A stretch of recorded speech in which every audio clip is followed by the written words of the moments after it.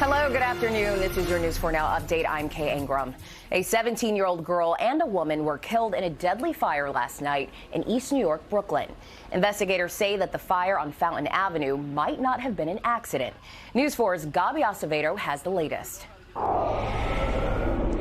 Two people are dead, a woman and a teenage girl, and 4 people were rushed to the hospital, including 3 kids in critical condition after a heavy fire at a home here in East New York. FDNY officials say they're still investigating the cause, but that they found an accelerant at the scene. The heavy fire happening overnight. The call came in around 2:15 a.m. Around 60 firefighters responded to the emergency. The deputy assistant chief was very emotional, describing what fire crews encountered inside the home as they battled the flames. A woman and a 17-year-old girl died as a result of this fire. 3 kids got hurt. The youngest one is a 9-year-old boy who is fighting for his life, and there are 2 girls ages 10 and 14 among the victims in critical condition. The other person injured is a man who's also in serious condition. It appears that the fire started at the front door and quickly extended to the staircase and up to the 2nd level. Again, firefighters found an accelerant at that scene. Neighbors who jumped out of bed overnight told me they heard screams and commotion outside in the street as firefighters arrived at the scene on Fountain Avenue.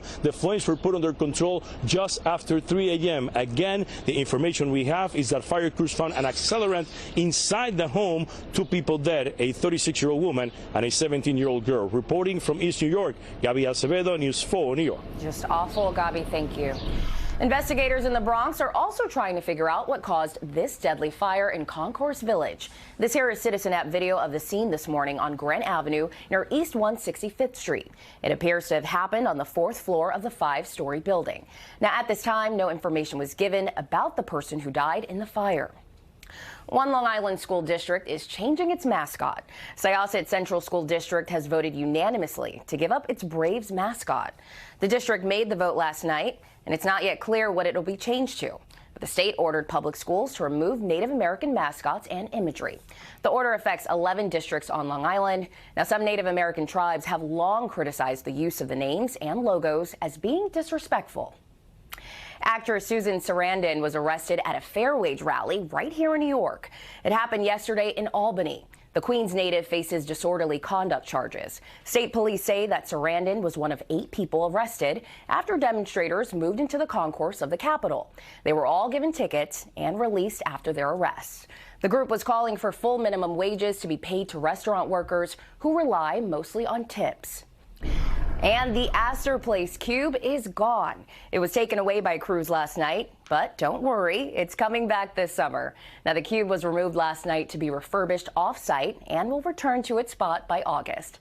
The installation is actually called the Alamo and was installed back in 1967.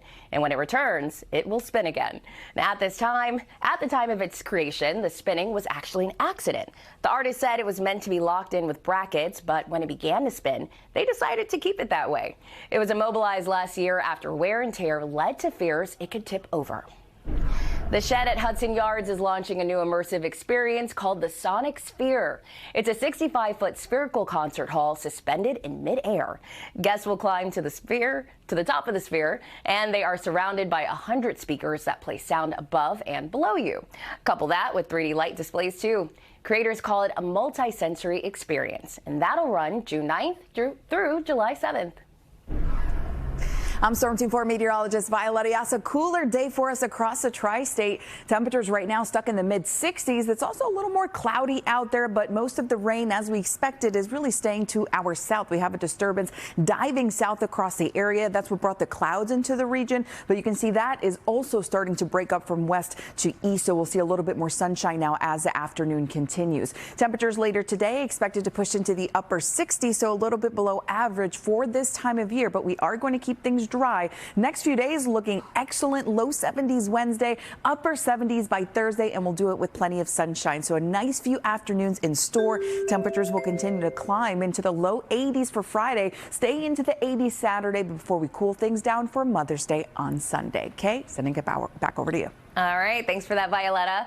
Well, that's it for now. I'm Kay Ingram.